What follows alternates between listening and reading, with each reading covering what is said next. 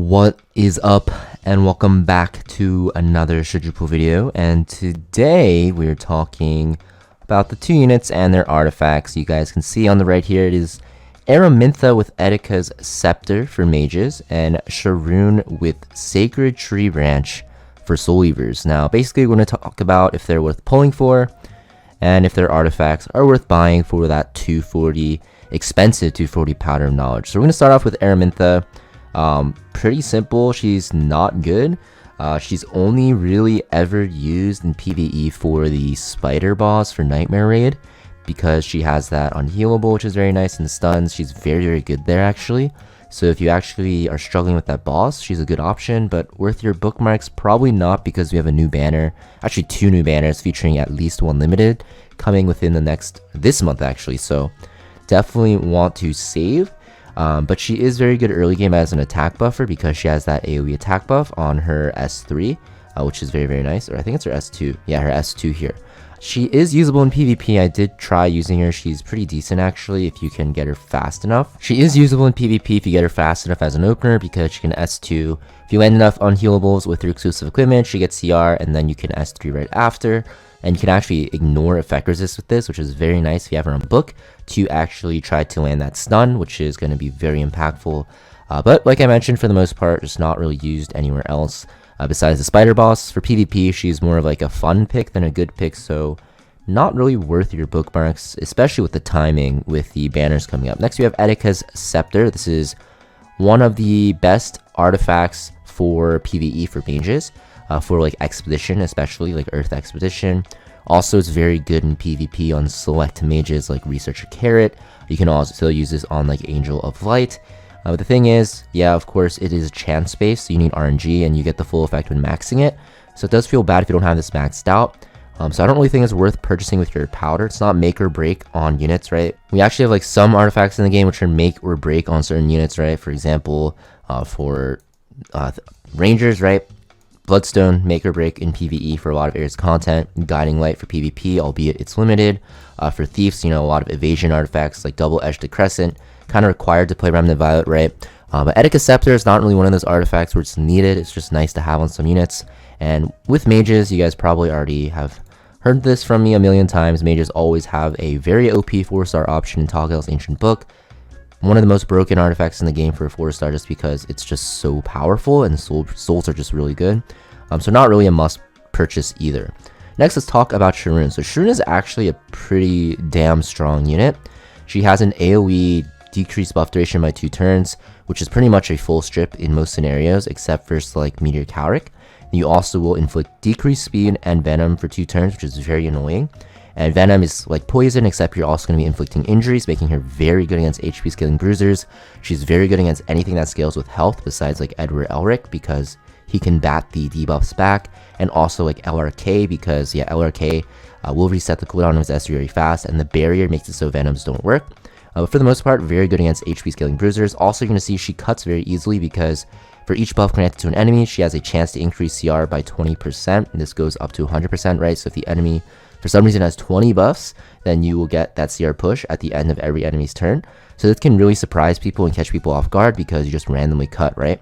And randomly cutting is very strong because of the fact that her S1 is very powerful, which we'll talk about. Also, at the end of her turn, she'll give a random buff and a barrier to the ally except for the caster with the highest attack for 2 turns, and the barrier will actually scale with Sharun's HP, which she's built on. And all these random buffs are extremely powerful for high attack units. Attack buff, obviously. Critical damage buff, very good. Speed, very good. And immunity is very good as well.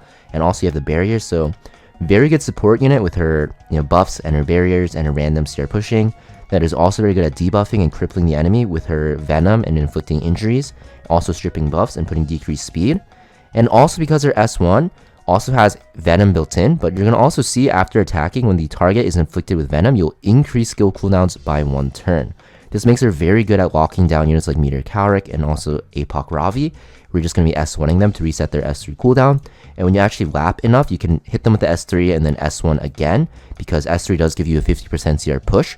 So you can S1 the Meteor Cowrick after and stop him from cleansing. So she's a very good counter to Meteor Cowrick, Apoc Ravi, and units of that nature. And also just like any HP scaling bruisers that don't do well into debuffs. Honestly, it depends on your playstyle. If you like using the newly buffed Death Dealer Ray, or you like to play Control-y or slow, and you're finding yourself facing a lot of HP scaling bruisers, which there are a ton of right now, then Sharun is a very, very good unit. Definitely, I'd say above average for PvP right now, especially for World Arena and RTA. But is she a must-have? She's not really a must-have. A lot of units can inflict injuries, which is the main reason why you pick her, honestly. So you don't really need to have her, but of course she does have that support capability, which is very nice. Like with like Spectre Tenebria, she's very powerful with Sharun because of those buffs and that barrier. But I don't think she's a must-have. It's very nice to have her, but if you guys are short on bookmarks like me, then you definitely want to save because we have 2 new units coming out, including 1 limited. But if those banners weren't coming soon, I would say if you're a late game player playing PvP, Sharun is a very good unit to have on your roster because she's so flexible. Next, we have Sacred Tree Ranch. Oh yeah, also, she's not good in PvE. She's not usable at all. Venom does not work, so don't worry about it. She's just not usable in PvE format. Next up, we have our artifact, Sacred Tree Ranch. So it's just flat increase in effectiveness. After you use a basic skill, you'll increase CR of the ally except for the caster with the highest attack by 10%. So this artifact, it's okay on her. Most of the time, you're going to use an artifact known as Celestine and put her on counter set because this will give her healing, which she lacks as a Soul Weaver. But this artifact currently, I think it's only really used on Death Dealer Ray. It's pretty good on him. But besides that, you're not going to really use it that much. I believe that's what unit uses it. Let's actually see the usage statistics. I think this is from a patch ago though, so it probably won't update. But yeah, you're going to see it's Death Dealer Ray and also Sharun.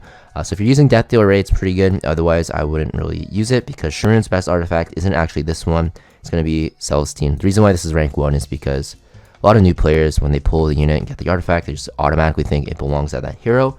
But for Sharun, it's actually going to be either Celestine, Water's Origin you're going to see, or Guardian Ice Crystals, or even Wondrous Potion Vial I see as well as very common options. So for this one, if you use your Death Dealer Ray a lot, or if you have him and you like to use him, then you kind of want to get this. It's very good on him, even at just plus 15, right? Because the main thing is that CR push to an ally.